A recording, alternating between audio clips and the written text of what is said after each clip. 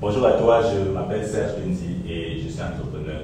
Donc aujourd'hui, nous commençons un nouvel épisode dans la saison consacrée à la force de vente. Et dans cet épisode, je vais te donner les compétences que tu dois enseigner à ta force de vente pour qu'elle travaille de manière optimale. Au cours de l'épisode dernier, j'ai commencé à t'enseigner ce que j'entends par training. J'ai commencé à te parler de la manière que tu dois organiser ta force de vente en termes de compétences pour pouvoir leur donner les éléments nécessaires qui vont leur permettre de travailler. Voilà, la dernière fois, je t'ai parlé aussi d'une première compétence que j'ai intitulée la vente directe, où je t'expliquais comment tu devais faire pour enseigner à ta force de vente comment est-ce qu'on fait pour vendre un produit, c'est-à-dire comment est-ce qu'on fait pour transformer un prospect en un client fidèle. Aujourd'hui, nous allons continuer avec notre épisode sur les autres compétences que tu as besoin d'enseigner à ta force de vente pour qu'elle travaille de manière optimale. Alors, la première chose que tu vas faire, c'est que tu vas, si ce que nous faisons ici t'intéresse, c'est-à-dire si le contenu entrepreneurial que nous produisons ici t'intéresse, tu vas t'abonner dans notre chaîne et puis tu vas nous laisser un commentaire sur tes impressions concernant notre contenu. Les impressions vont nous permettre d'améliorer ce que nous faisons.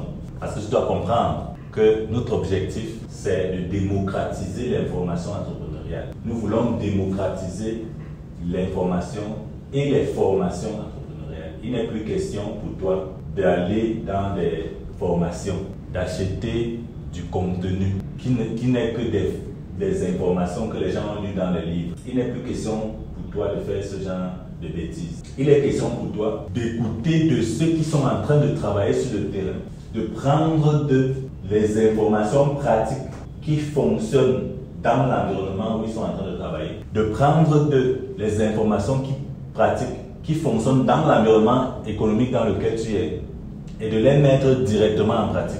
Si tu es incapable de les mettre en pratique, une fois que tu as ces informations, c'est parce que tu manques de coaching. C'est parce qu'il y a un élément dans ton mindset qu'il faut changer. Et ces éléments-là, nous pouvons t'amener à le changer avec le coaching que nous organisons chez nous. Donc, si quelqu'un n'est pas capable de te suivre et de produire des résultats dans ton entreprise de manière systématique, de manière régulière, je ne te conseille plus de suivre ces formations. Je ne te conseille plus de les acheter. Parce que l'information est gratuite pour toi maintenant, à partir de maintenant. Abonne-toi dans notre chaîne. Suis ce que nous faisons avec diligence.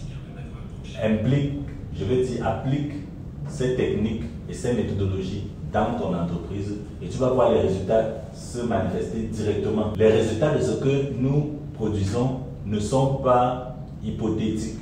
Les résultats ne vont pas venir après 200 jours, après 40 jours, non.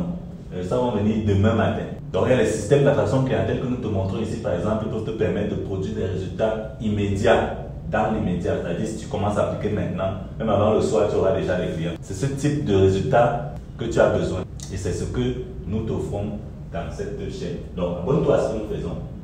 Invite les autres personnes que tu connais à venir s'abonner.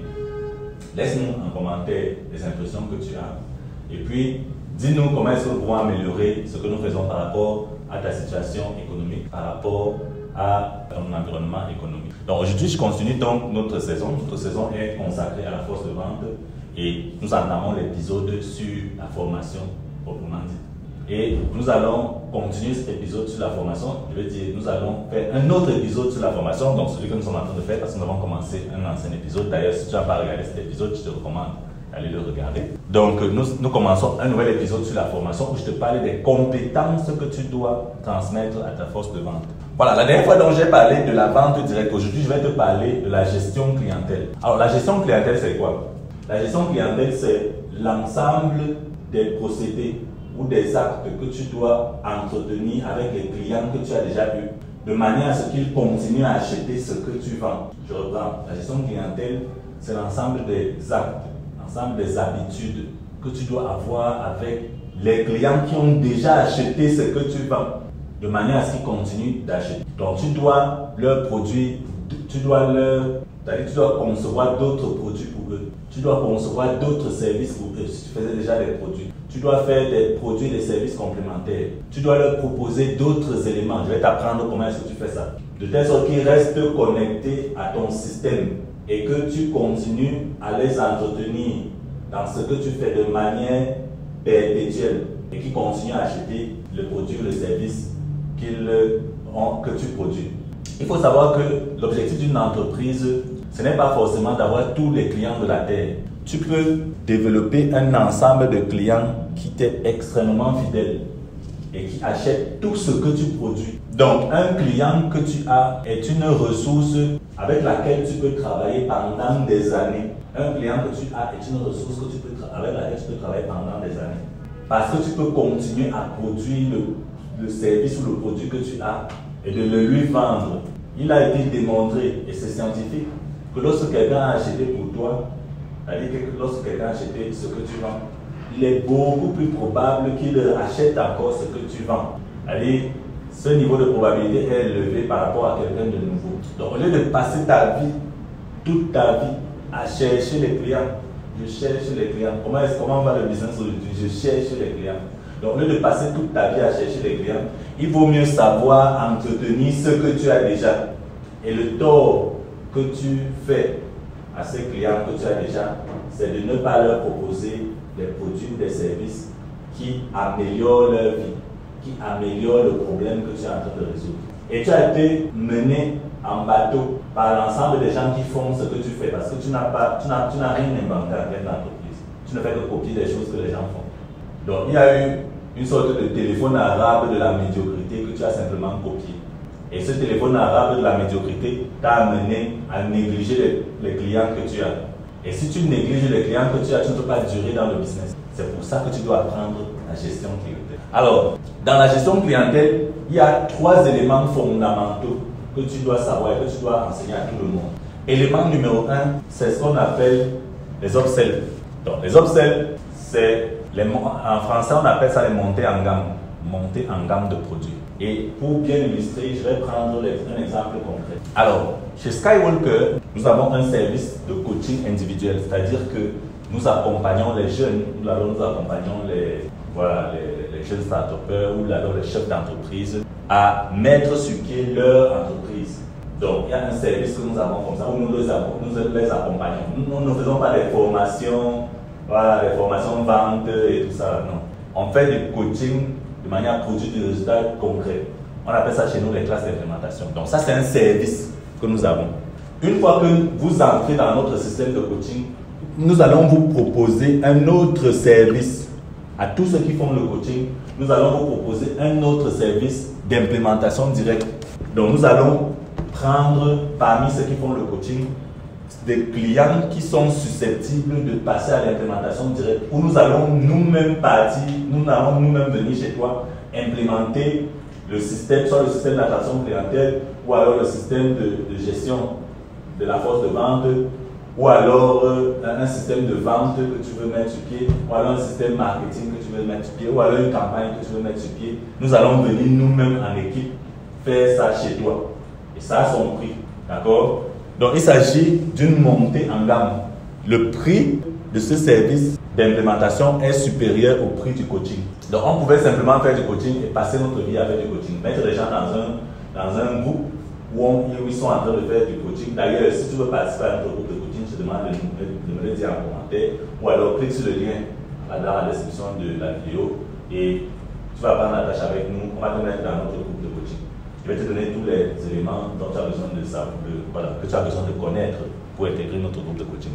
Donc, une fois que tu es dans le groupe de coaching, à certaines personnes, on propose donc un service d'implémentation direct en entreprise. Ce service d'implémentation coûte beaucoup plus cher, mais il permet de résoudre le problème d'un certain type de clients qui ne peuvent pas implémenter eux-mêmes les procédures que nous recommandons dans notre groupe. D'accord? On appelle ça une montée en gamme, on appelle ça un upsell. Ça veut dire qu'il y a un outil dans lequel nous travaillons et dans lequel nous proposons des services de montée en gamme aux anciens clients. Et cet outil, c'est soit WhatsApp, pour ceux qui sont en Afrique, je t'ai expliqué pourquoi WhatsApp est plus intéressant. En fait, si je ne t'ai pas expliqué, tu dois savoir qu'il y a un souci direct en Afrique avec le taux d'ouverture des mails. Voilà, les mails sont beaucoup plus ouverts par les professionnels. Donc, il y a un problème entre les mails des professionnels et le taux d'adoption des mails chez tout le monde.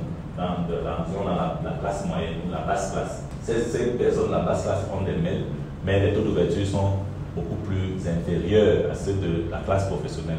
Or, le niveau d'ouverture de WhatsApp, ou alors des statuts WhatsApp, ou alors des conversations WhatsApp est beaucoup plus élevé.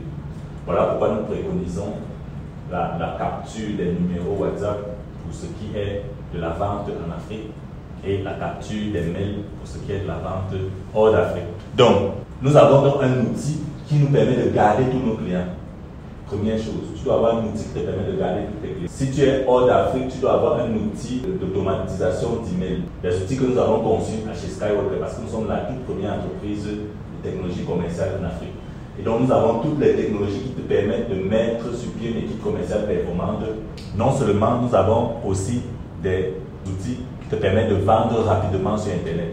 Et cet outil d'automatisation, c'est un outil que tu peux prendre et utiliser directement dans ton entreprise si tu es en dehors de l'Afrique. Donc, contacte-nous directement si tu as besoin d'un tel outil et nous allons nous faire un plaisir de le donner. Ce qu'il faut savoir, c'est que dans le cas de la montée en gamme, nous proposons donc à un certain nombre d'anciens clients d'autres services qui vont leur permettre d'aller beaucoup plus loin dans la réalisation de leurs objectifs. Ce que tu dois savoir, c'est que tu dois faire la même chose. Tu dois faire la même chose, peu importe l'entreprise que tu développes, peu importe l'entreprise que tu développes. Tu dois avoir des montées en gamme. Tu dois avoir des descentes en gamme, des downsells. Voilà. Donc, les downsells peuvent te permettre, une fois que tu as proposé quelque chose d'élevé à un client, s'il a refusé, tu lui proposes quelque chose de moins cher que l'élément principal. Donc, tu as fait un sales. Après le sales, tu as fait un upsell. Et après le upsell, tu as fait un downsell. Tu proposes toujours ces produits en séquence. Et cette proposition va permettre d'augmenter ton chiffre d'affaires automatiquement. Parce que sur une niche de 100 personnes, il y a une proportion qui vont prendre les autres. D'abord, il y a une proportion qui va acheter tout le produit. Il y a une proportion qui vont prendre les upsells, il y a une proportion qui vont prendre les downsells. Donc, élément numéro 1, tu dois avoir les montées et les descentes en gamme. D'abord, élément numéro 1, tu dois avoir les montées en gamme. Élément numéro 2, tu dois avoir les descentes en gamme. Élément numéro 3, tu dois avoir un outil qui capte tous tes anciens clients qui te permet de rentrer en contact direct avec eux. Donc, si tu es en Afrique, tu dois avoir un outil d'automatisation sur WhatsApp. Donc, statut plus liste de diffusion. Je vais te montrer après comment tu fais ça. Et si tu es en dehors d'Afrique, tu dois avoir un outil d'automatisation d'emailing que tu peux utiliser pour programmer des mails. Et je vais aussi t'apprendre dans la séquence consacrée au copywriting comment est-ce que tu fais des mails programmés si tu es en dehors d'Afrique. Donc ça c'est la gestion, ce sont les principes fondamentaux de la gestion clientèle. Tu dois être en contact permanent. D'abord tu dois capter les numéros de tous les anciens clients. Tu dois être en contact permanent avec tous les anciens clients, soit par mail automatisation, soit par WhatsApp, statut et liste de diffusion. Donc ces éléments te permettent de bien concevoir ton mécanisme de gestion clientèle. Alors il s'agit là simplement d'une introduction parce que voilà, tu t'imagines qu'il s'agit d'un sujet bien plus complexe. Donc dans la saison consacrée à la science des tunnels de vente, ce que nous appelons chez nous la tunnelologie, je vais rentrer en profondeur sur comment tu conçois ces produits et ces services et sur comment tu les déploies dans les systèmes de vente que nous te proposons ou alors que nous allons te proposer à cette époque-là. Donc, reste accroché à la chaîne et tu as déjà bien compris le premier niveau, c'est-à-dire le niveau introductif de la gestion clientèle. L'idée dans la gestion clientèle, c'est que tu dois rester en contact avec le client. Ne perds jamais le numéro d'un client. Ne perds jamais le contact de quelqu'un qui a acheté quelque chose chez toi. Garde ça avec toi. Continue de rester en contact avec lui. Continue de lui proposer des offres de produits, des offres de services.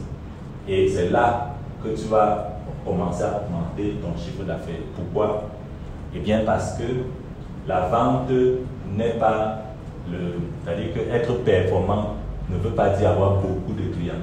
Être performant, c'est d'augmenter le temps de vie des clients dans ton entreprise et de retirer, c'est-à-dire de servir le client au maximum pour pouvoir capter une valeur au maximum de ce service que tu lui offres.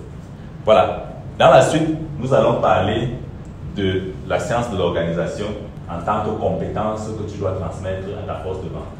Bon, il est important que tu saches que les vendeurs qui viennent s'asseoir chez toi, là, et même toi-même, que tu dois avoir un système de productivité, c'est-à-dire une manière d'organiser ta journée de sorte que tu ne perdes pas du temps. Alors, si tu n'organises pas ta journée de cette manière-là, il y aura, c'est-à-dire que tu vas passer beaucoup trop de temps à perdre du temps. Or, le temps, c'est ta seule ressource. Le temps, c'est ta seule ressource. En fait, c'est ta ressource la plus importante et la plus critique. Parce que tu peux toujours avoir plus d'argent.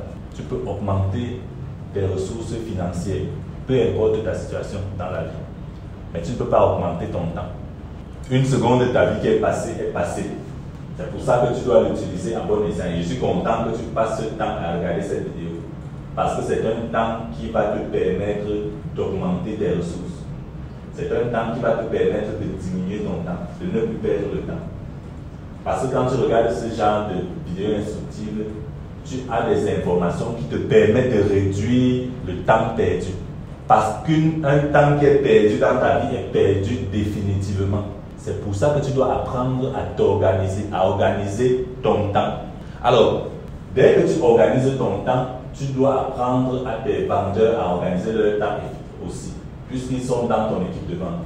S'ils sont dans ton équipe de vente, ils ne doivent pas perdre leur temps, qui est aussi ton temps. Donc, comment est-ce que tu fais pour organiser le temps? Alors, il y a un système très simple que nous avons mis en œuvre, que nous avons beaucoup testé et qui nous a permis de mettre sur pied un système de productivité.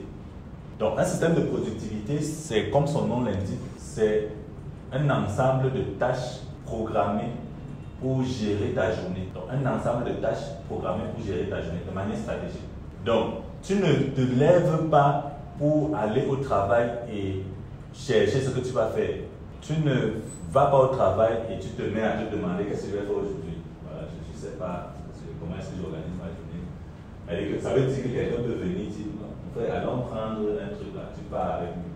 Ça veut dire que quelqu'un ne veut pas venir, il dit, allons voir telle personne, tu pars avec lui. Quelqu'un peut venir, il te présente une opportunité, tu pars avec lui. C'est-à-dire qu'il te déraille de ce que tu es en train de faire de manière aisée. Ça ne doit pas être le cas. Parce que quand tu as une entreprise, tu as des objectifs. Et quand tu dois atteindre tes objectifs, il faut programmer tes journées de manière scientifique. Il va de soi que tu dois aussi programmer les journées de tous tes vendeurs pour qu'ils atteignent les objectifs. Aucun vendeur ne doit venir glander dans ton entreprise. Aucun vendeur ne doit venir perdre le temps dans ton entreprise. Tu dois bloquer de ton entreprise tous les éléments de distraction. Tous ces éléments de distraction doivent être bloqués en dehors de l'entreprise. Ça doit être ta politique personnelle. Donc, quelles sont les étapes ou alors quel est le système que nous avons développé pour mettre sur pied donc je vais appeler ça un système de productivité. Quel est le système de productivité que nous avons développé et qui fonctionne de manière performante? Donc, c'est un système qui fonctionne en étapes, comme je t'ai déjà dit. Donc, première étape du système, je dois identifier les tâches critiques. Identifier les tâches critiques. Alors, les gens appellent ça la to-do list, donc la liste de choses à faire. Alors, la to-do list a un problème particulier, c'est que les gens y mettent tout et n'importe quoi.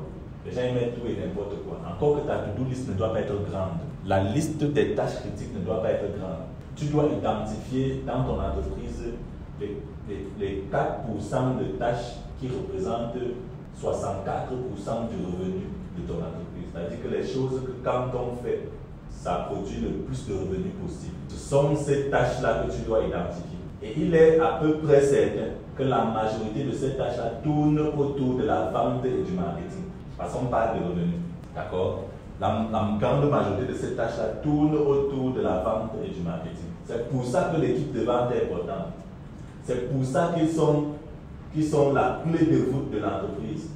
C'est pour ça que tu dois consacrer ton temps à les coacher, à les entraîner, de manière à ce qu'ils utilisent leur temps de manière optimale. Parce que leur activité est extrêmement importante pour l'entreprise. Leur activité génère directement le revenu. Leur activité génère directement le revenu. Donc, identifier les tâches critiques. Je vais prendre l'exemple d'un vendeur. ainsi que ses tâches critiques. Par exemple, je suis un vendeur, donc je viens le matin, j'identifie mes tâches critiques. Mes tâches critiques, je les identifie soit le matin quand je viens en entreprise, soit le soir quand je suis en train de dormir. Donc j'identifie, ok, qu'est-ce que je vais faire demain? Tac, tac, tac, tac, tac, j'ai identifié. Donc, tâche critique numéro 1, par exemple, ça c'est un exemple, hein, donc c'est le tâche critique de manière d'exemple d'un vendeur typique. Donc, remplir la base de données clients. Voilà, là-bas j'ai un objectif de 30 personnes que je dois remplir dans la BD. Donc ça c'est une tâche critique très importante. Donc quand je viens le matin, quand on a fini tout ce qu'il faut faire, directement je me plonge, je me mets à remplir la base de données clients. Deuxième tâche critique, formation. Là-bas je dois me former parce que je sais qu'en tant que vendeur, je vais participer à la formation de groupe que le boss nous fait souvent avec nous. Troisième tâche critique, discuter avec les prospects. Discuter avec. Donc ici, je sais qu'à un certain moment, il y a des prospects qui vont commencer à venir de tous les systèmes d'attraction clientèle que je suis en train de mettre sur pied, ou alors que le boss est en train de mettre sur pied, et que je serai amené à discuter avec eux. Discussion avec les prospects.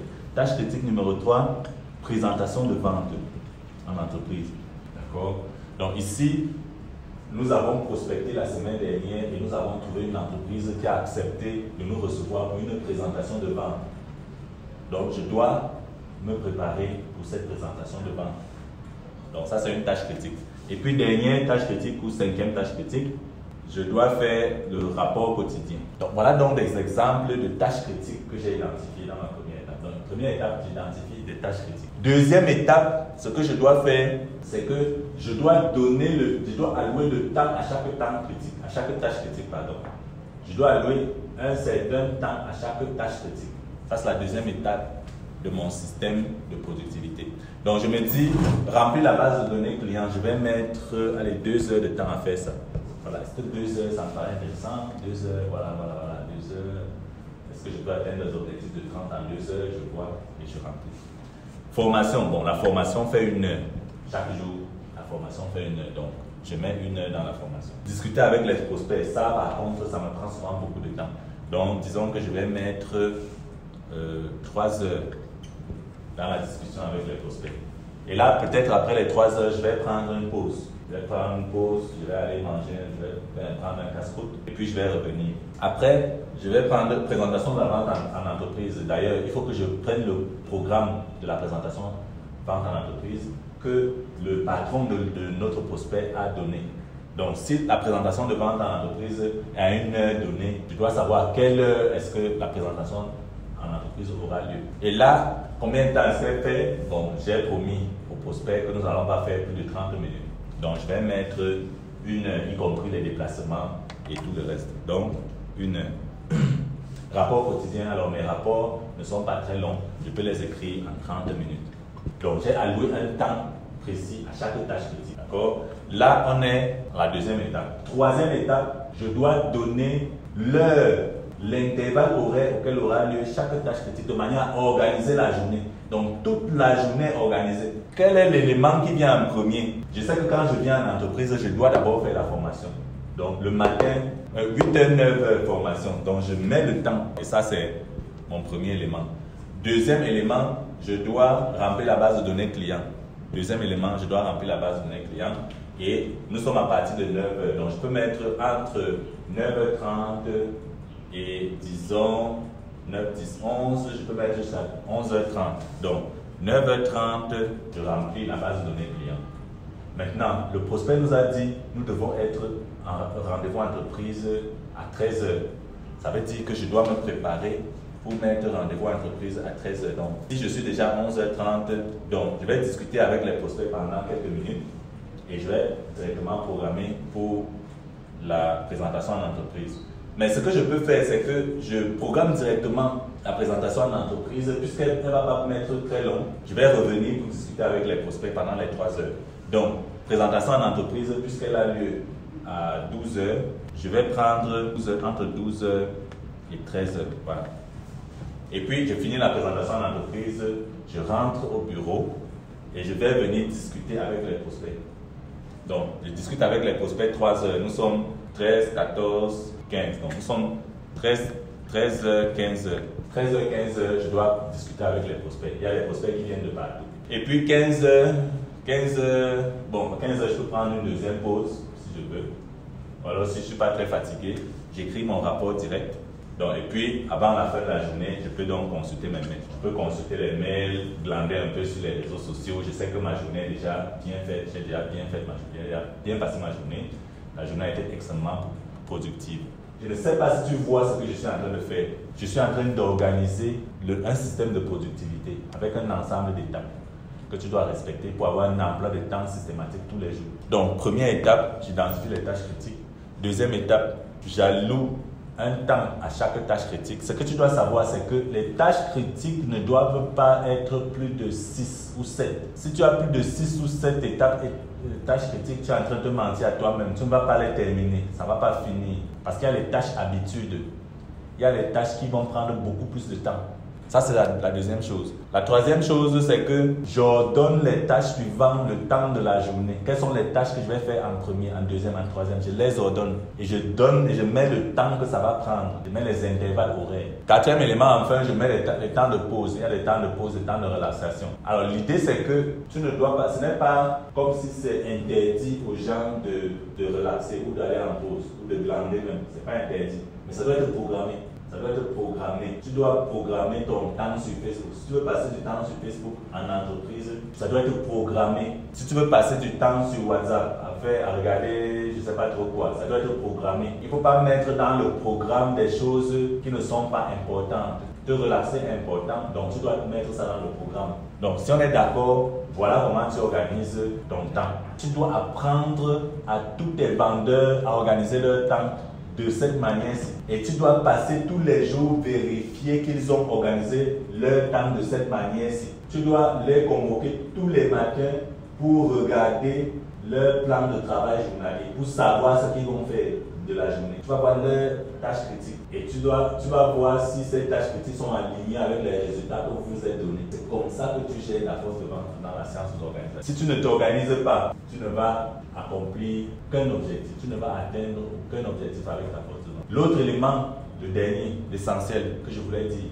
c'est que si toi-même tu n'es pas organisé, tu ne peux pas enseigner l'organisation aux autres. Ça va de soi, mais ça paraît rébarbatif. Le problème, c'est que les autres vont copier simplement ce que tu fais. Si tu diriges une force de vente, tes vendeurs vont copier ta manière de te comporter toi-même en termes d'organisation. Donc, si tu n'es pas organisé, ils n'auront aucun exemple à copier. Et d'ailleurs, toi-même, tu n'auras pas une légitimité de leur demander de s'organiser. Puisqu'ils savent comment toi-même tu fonctionnes. Ils savent que tu fonctionnes au pif. Et tu n'auras même rien à leur proposer en termes d'organisation. Donc, commence à appliquer ça toi-même. Et demande à tous tes vendeurs d'appliquer la même chose. Si vous n'êtes pas organisé en termes de planification et de gestion du temps, en termes de système de productivité, votre force de vente ne va pas fonctionner. Ta force de vente ne va pas aller de l'avant, ne sera pas performante. Tu ne vas pas atteindre les résultats. En fait, c'est pour ça que tu n'atteins pas les résultats. Maintenant que tu comprends ce que j'appelle la science de l'organisation, il est intéressant qu'on entre dans une compétence que j'ai appelée la négociation. Donc, l'art de la négociation est un art extrêmement important que je vais prendre le temps de t'enseigner. Parce qu'en fait, c'est beaucoup plus compliqué que l'introduction que je vais faire avec toi aujourd'hui. Mais l'introduction est importante parce que au moins tu auras déjà quelque chose que tu vas dire à la force de vente. Alors, l'art de la négociation est transversal aussi parce qu'il concerne un ensemble de choses ou un ensemble d'éléments. Mais il y a des modèles et des systèmes parce que moi, tu vas remarquer que nous fonctionnons beaucoup plus avec des systèmes. La réalité fonctionne avec des systèmes et quand tu n'implémentes pas un système, tu es en train de perdre ton temps. C'est une phrase que tu dois retenir. Donc, il y a des systèmes de négociation que nous avons aussi mis sur pied que nous allons t'enseigner. Mais l'idée ici, c'est d'entrer dans l'introduction de ce que j'ai appelé l'art de la négociation. Alors, la négociation, c'est quoi en fait? La négociation, c'est la capacité d'atteindre tes objectifs commerciaux dans une discussion avec un prospect ou avec un client. La négociation est ta capacité d'atteindre tes objectifs commerciaux dans une discussion avec un prospect ou avec un... Alors, je t'ai dit que la négociation est transversale, ça veut dire qu'elle s'applique dans beaucoup d'autres choses. Il n'y a pas que des négociations commerciales. Il va de soi. Mais je suis en train de te parler des négociations commerciales en fait, parce que nous parlons de la force de vente. Donc, quand nous allons faire une saison entière entièrement consacré à la négociation, nous allons attaquer les autres pans de la négociation. La négociation dans la vie, la négociation entrepreneuriale, la négociation dans les projets, la négociation financière, la négociation politique même. Donc nous allons brosser tous les pans transversaux de la négociation. Je vais t'apprendre comment tu peux les mettre en pratique, même dans ton univers entrepreneurial. Voilà, donc la négociation commerciale, c'est tout simplement l'art d'atteindre tes objectifs commerciaux dans une discussion avec un prospect ou avec un client. L'idée, c'est que tu es en train de vendre un produit ou un service, mais le prospect c'est-à-dire que le prospect veut acheter le produit à un prix. Et toi, tu as un autre prix que tu veux vendre, auquel tu veux vendre le produit. La question, c'est comment est-ce que tu fais pour vendre le produit à ton prix? Comment est-ce que tu fais pour contourner toutes les objections du prospect sur le prix? Comment est-ce que tu fais pour obtenir de lui des concessions? C'est à ça qu'est dédié l'art de la négociation. Alors, le premier élément que tu dois savoir, c'est à peu près comment les gens fonctionnent dans leur cerveau. Parce que quand je parle de négociation, il est important que tu comprennes comment le cerveau fonctionne. Parce que tu parles à quelqu'un qui a un cerveau. Et lorsque quelqu'un a un cerveau, donc, comme la plupart des gens, il est important de comprendre à peu près comment il fonctionne, à peu près comment il est conçu. Voilà. À titre de sommaire, vraiment très sommairement, c'est vrai que nous allons aussi consacrer un épisode tout entier à cela. Tu dois comprendre que le cerveau est divisé en 3 parties. Il y a ce qu'on a appelé le cerveau limbique, c'est-à-dire le cerveau reptilien. Celui-là dans lequel il y a à peu près tout ce qui est comme inconscient, tout ce qui est comme habitude acquise et qui est acquise depuis des millénaires. Il y a dedans tout ce qui est comme sentiment, sensation, tout ce qui est comme émotion et tout ce qui est comme activité inconsciente. Donc tout ce qui est système, mécanisme de défense automatique de la personne. Tout ça est dans le cerveau limbique ou le cerveau reptilien.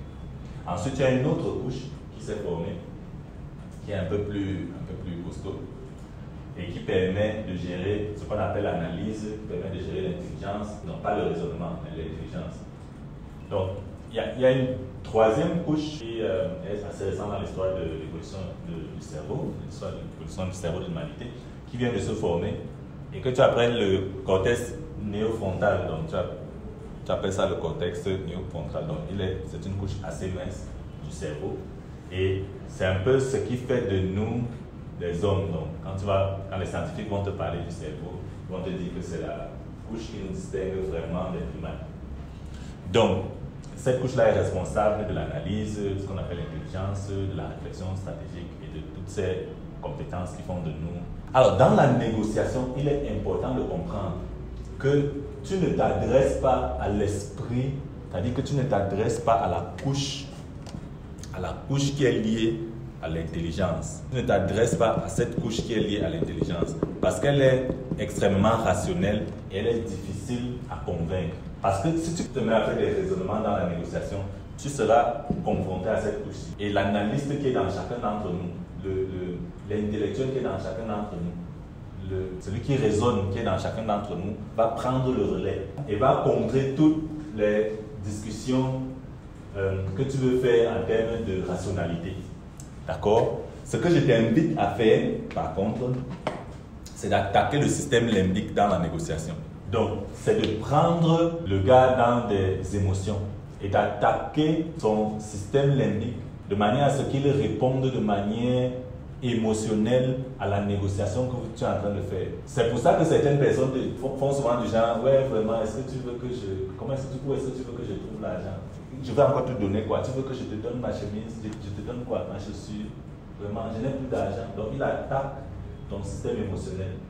Et c'est ça qui fait gagner l'ensemble des négociations. Il faut que tu comprennes que les négociations qui se font ici, comme je vois, tu fais les négociations là, je vois, tu veux trop expliquer, tu veux montrer que tu as raison, tu veux montrer que voilà, l'objet a vraiment ce prix-ci et qu'il est logique de l'acheter à ce prix-là.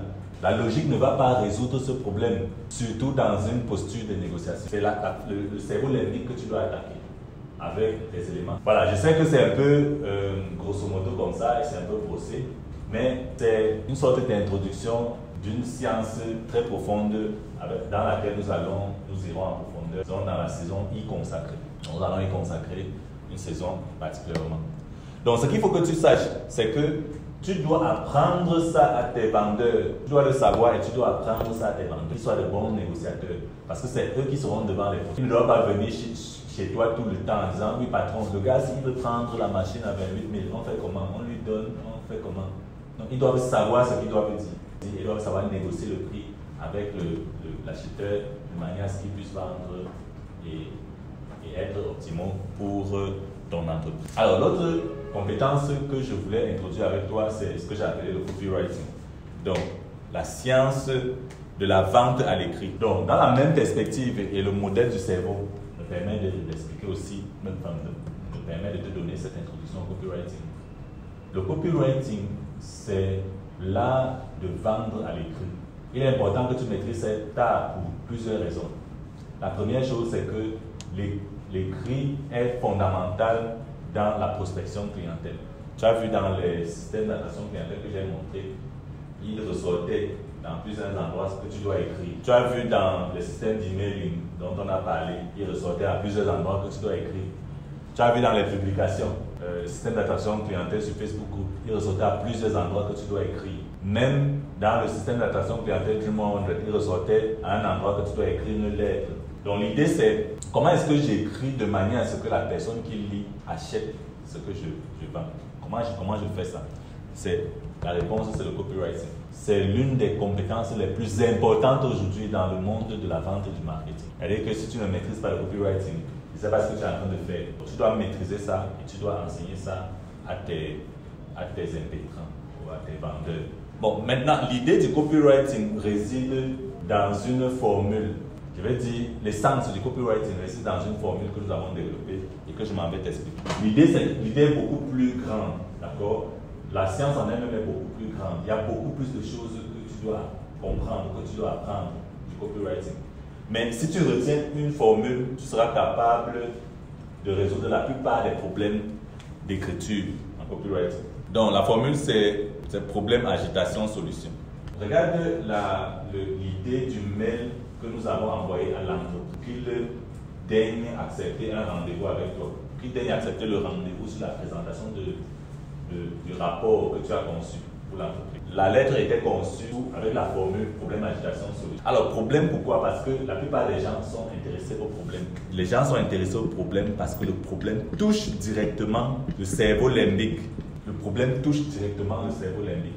C'est le problème qui fait en sorte que les gens ne dorment pas la nuit. C'est le problème, ce n'est pas la solution. C'est quand tu n'as pas de problème que tu te dis comment je vais faire pour résoudre ça. C'est le problème qui fait en sorte que les gens se retrouvent et parlent ensemble des problèmes. C'est-à-dire que quand tu discutes avec quelqu'un, il est plus aisé qu'il prête attention à ce que tu es en train de lui dire quand tu parles d'un problème. Par exemple, tu rencontres quelqu'un et tu dis, wow, est-ce que tu as remarqué comment les prix ont augmenté au marché? Il va dire, je te dis mon frère, le pain que j'ai acheté à 125, c'est maintenant 150. Vous allez commencer à parler. Ça ne va pas dans le pays ici. Les choses sont en train de devenir de plus en plus chères. C'est parce que tu n'as aucun problème. Si tu parles des solutions ou si tu parles des méthodes, ça ne va pas beaucoup intéresser les gens.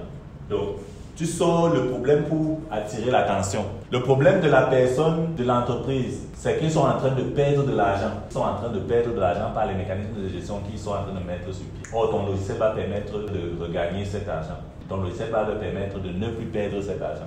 Donc, le problème, lorsque tu as un exercice de copywriting, lorsque tu as une lettre à écrire, une lettre marketing, lorsque tu as une publication, lorsque tu as un email, si tu ne sais rien du copywriting, retiens au moins cette formule. Elle va te permettre d'aller plus rapidement. Donc, tu énonces d'avoir un problème. Je vais prendre un cas particulier pour être beaucoup plus précis. Supposons que tu es une entreprise qui vend des logiciels. Tu vends toujours tes logiciels. Tu es un jeune entrepreneur. Tu as fait des logiciels de gestion pour les grandes entreprises. Tu veux écrire une publication. D'accord? Problème. Tu mets le problème. Est-ce que vous savez que les entreprises de gestion perdent 80% de leur argent dans la gestion des ressources humaines? Est-ce que vous savez que 80% des budgets de l'entreprise sont perdus dans la GRH, dans la gestion des ressources humaines? Voilà comment commence ton article. Donc là, tu as soulevé un problème. D'accord? Si un entrepreneur lit ça, il va dire, hey, attention, peut-être que moi, je suis en train de perdre le même argent. Deuxième chose, agitation. Donc ici, il est question que tu présentes les conséquences du problème. que tu présentes le problème sur plusieurs facettes, que tu dises que le problème est grave, que tu dises que le problème concerne tout le monde qui est dans le même bloc, qu'il n'y a personne vraiment qui est en train d'échapper au problème, de telle sorte que toute la cible va écouter ce que tu es en train de dire. Donc tu agites le problème. Donc dans le cas de notre entreprise, tu as donc dit le problème, c'est qu'ils perdent de l'argent. Donc ils perdent de l'argent. Ensuite tu agis en disant que chaque année, c'est-à-dire que chaque mois même, chaque mois, les entrées et les sorties en termes de personnel ne sont pas comptabilisées. Tu dis par exemple que le suivi de la gestion clientèle en termes de temps mis au travail n'est pas optimisé, de manière à ce qu'on sache ce que chaque être humain produit comme résultat dans l'entreprise, je veux dire chaque salarié. Tu expliques que ça concerne beaucoup d'entreprises, même celles qui sont unipersonnelles, c'est-à-dire que même si tu as ton entreprise toi seul, tu ne connais pas le temps que tu mets dans la production des ressources dans l'entreprise. Et le fait de ne pas maîtriser ce temps fait que tu es en train de perdre le temps dans la gestion de la ressource humaine, même si tu es seul. Donc tu expliques que c'est dangereux. Tu expliques que si tu continues comme ça, l'entreprise risque de faire faillite. Tu expliques que c'est un problème qui concerne beaucoup d'entreprises aujourd'hui. Tu expliques que ça concerne tout type d'entreprise. Tu expliques. On dit que tu es en train d'agiter le problème. D'accord? Donc, tu expliques les causes. Donc, tu expliques les causes, tu expliques les conséquences, tu expliques les applications. C'est-à-dire, dans quel cas est-ce que ça s'applique? Tu es en train d'agiter le problème. Une fois que tu as fini d'agiter le problème, tu dois leur donner une solution. Généralement, si tu es dans une publication, la solution, c'est qu'ils doivent te contacter. Donc, toi, tu as résolu ce problème-là et tu as développé un logiciel qui leur permet de résoudre ce problème. S'ils veulent résoudre ce problème, qui te contacte? Tu laisses un lien, tu laisses un numéro de téléphone. Si tu écris à une grande entreprise, la solution, c'est que tu as conçu un rapport extrêmement détaillé de ce type de fonctionnement en entreprise et tu connais les erreurs qu'ils font. Tu es prêt à venir leur présenter ce rapport gratuitement. Si tu fais un mail, tu expliques la solution, c'est que ceux qui sont intéressés te contactent pour bénéficier d'un produit, pour bénéficier d'un service. Donc, si tu ne connais rien du copywriting, à partir d'aujourd'hui, commence à penser problème agitation solution. Problème agitation solution va te permettre d'écrire des contenus qui sont pertinents et qui permettent de vendre, Donc, s'il est question de vendre, que ce soit des pages de vente sur les sites internet, que ce soit du mailing, que ce soit des publications sur internet, etc., pense problème agitation solution. Enseigne problème agitation solution à tous tes vendeurs et ils auront déjà un bon contenu pour comprendre ce qu'on appelle le copyright. Donc il va de soi que nous allons constituer toute une saison sur l'art d'écrire ou vendre, sur le copywriting. Et j'espère qu'une fois que tu vas comprendre cet art, tu seras capable d'écrire des copies qui peuvent vendre directement des produits ou des services. Voilà, je me permets donc de conclure cette saison ici. Qu'est-ce que nous avons vu dans cette saison? Nous avons vu ce que j'ai appelé la force de vente. Donc, la force de vente, c'est quoi? C'est l'ensemble des gens que tu mets pour pouvoir vendre systématiquement. Systématiquement, c'est le mot. Pas une fois pas de temps en temps. Pas une fois par mois, systématiquement tes produits et services, tout le temps. Et je t'ai expliqué que pour mettre sur pied une force de vente, tu dois d'abord savoir recruter. Tu dois savoir recruter des vendeurs. Tu dois savoir leur donner des outils. Tu dois savoir leur donner des systèmes d'attraction clientèle. Tu dois savoir leur donner du coaching et du training dont ils ont besoin pour fonctionner de manière optimale. Je t'ai donné les compétences que tu dois leur enseigner. Je t'ai donné les outils que tu dois leur donner. Je t'ai dit ce que tu dois faire tous les jours pour qu'ils produisent les résultats. Donc, si à l'issue de cette saison, tu vas appliquer ce que je te dis, tu seras capable de générer du chiffre d'affaires dans ton entreprise sur la base des informations que tu viens de suivre ici. Donc, si tu as des questions, si tu as des interrogations, je te prie de m'en parler en commentaire. Si tu veux me rencontrer directement, tu peux rencontrer un membre de notre équipe. Tu n'as qu'à cliquer dans le lien en description de la vidéo. Si tu penses, c'est-à-dire que si tu veux faire du business avec nous, tu veux aller beaucoup plus loin, tu es en dehors de l'Afrique, tu veux investir en Afrique, tu veux travailler avec nous en Afrique, tu n'as qu'à cliquer sur le lien dans la description de la vidéo et nous allons prendre attache avec toi, pour travailler avec toi. Donc, merci d'avoir suivi cette saison. Nous allons consacrer la prochaine saison à quelque chose d'extrêmement intéressant. Je ne t'en parle pas encore, ce sera une surprise. Et je te demande de t'abonner à ce que nous faisons, de liker, de partager, de demander à tes cousins, tes voisins de venir liker, de partager, de me dire en commentaire ce que tu penses de ce que nous faisons. Voilà, merci pour tout. Je m'appelle Serge Kendi et je te donne rendez-vous au sommet.